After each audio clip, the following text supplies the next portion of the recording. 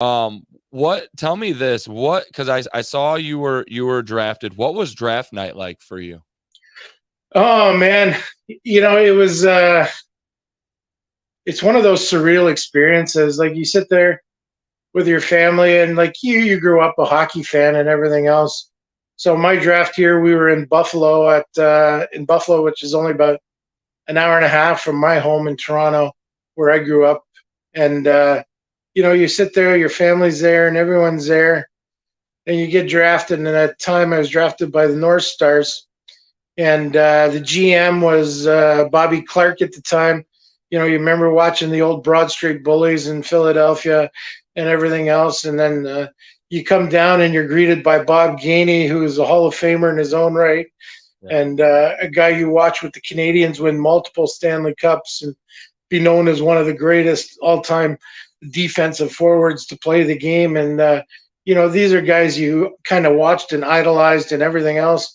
Then all of a sudden you're sitting there and shaking hands with them and welcoming you to their team and excited for this. But it's really really one of those feelings that's kind of like an out of body experience to Right. experience that and get into that. And it's such a cool feeling and a cool experience that I'll never forget. I was gonna say it's almost got to be surreal, almost like shocking in a way to be at that level, especially to like probably talk to people that you idolized growing up and looked up to, and then to be there. That had to be such an amazing experience.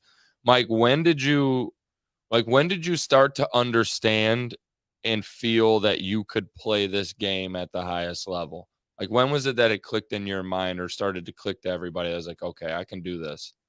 I think really when I was in junior, coming up and as a kid, you come up and you get drafted to the Ontario Hockey League or the OHL, and you're like, okay, this is pretty cool. I got a chance, and then you get invited to different things and different events, and you're like, obviously I'm pretty good. So I think my third and fourth year in the OHL, I got invited to the World Junior camps, and I go to the World Junior team, and the four goalies there are myself, Trevor Kidd, Martin Brodeur, and Felix Potvin, all guys who, you know, had pretty good careers in the NHL. But who's the first goalie cut? Marty Brodeur, who struggled, and he's probably one of the all-time great goalies ever play in the NHL in a Right. great system in New Jersey. But you look back at those moments and you sit there and say, okay, I think I can play at this level and I think I can be at this level.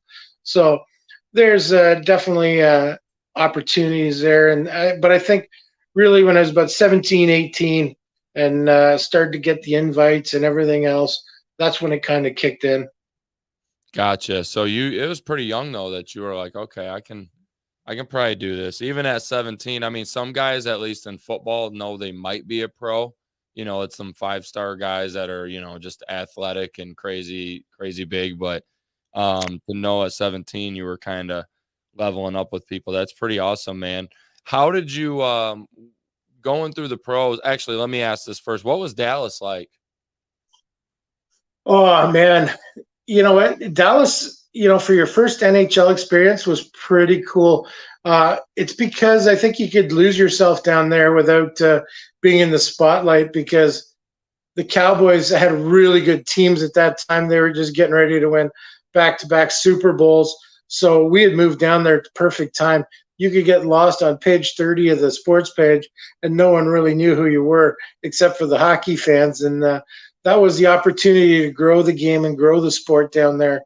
And you know, you got down there and you're sitting there and behind the net. Who's sitting behind your net but Troy Aikman and Daryl Johnson at every game watching the game? So it was kind of cool in that way. But That's great. Dallas was such a great city, a fun city to be down in. And really their first experience with the NHL was when we moved down there. So it was a great to be a part of it. And it started to showcase some guys. I think a guy like Detroit native Mike Modano, his career kind of, although he was going to be a great one anyhow, but his career kind of, he became that household name down there, up on billboards with Troy Aikman and guys like that. There's Mike Modano right next to him. So those are that's when you kind of knew. But Dallas was such a beautiful city.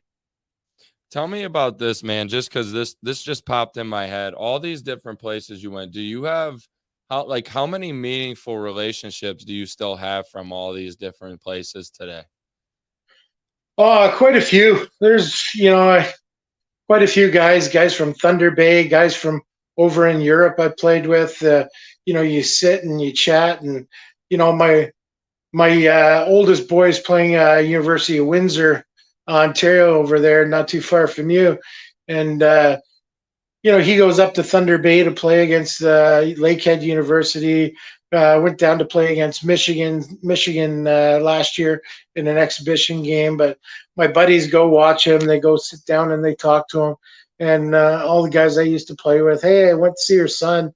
And they'd sit there and tell him stories. And he goes, man, you know a lot of people. And I go, hockey world's a small world, and you get to meet a lot of people. And there's always a connection. It's kind of like that 7 Degrees of Kevin Bacon type thing.